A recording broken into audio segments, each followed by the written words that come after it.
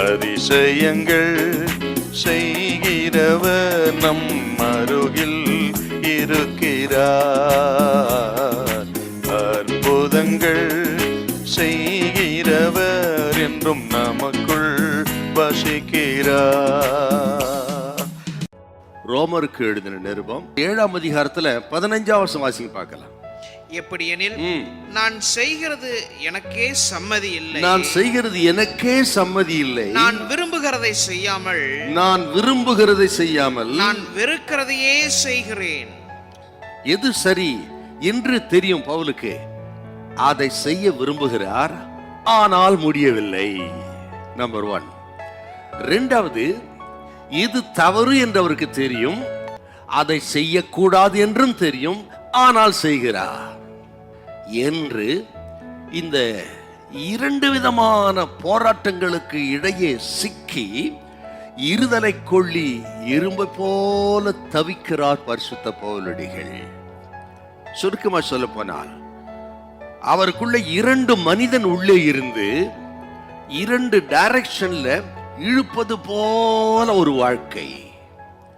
ஒரு பக்கம் சரி இதை செய்கின்ற ஒரு மனுஷன் இருக்கிறார், இன்னொரு பக்கம் இது சரியில்லை, தவறு செய்யாதே என்றாலும் செய்ய என்று சொல்லக்கூடி இழுக்கிற ஒரு மனுஷன்.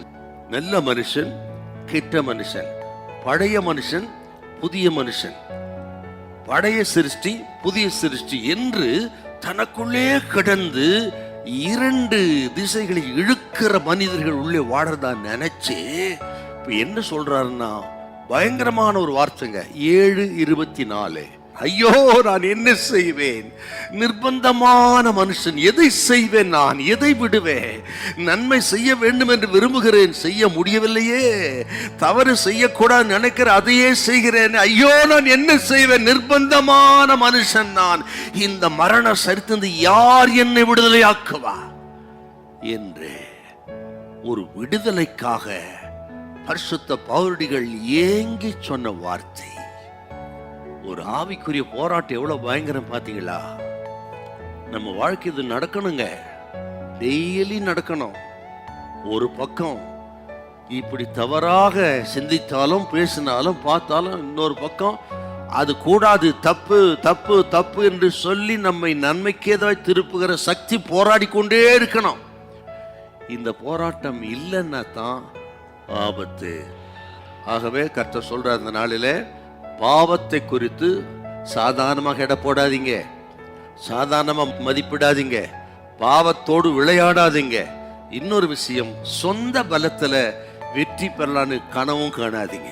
ஆகவே ஆண்டவரை சார்ந்து கொள்ளுங்கள்.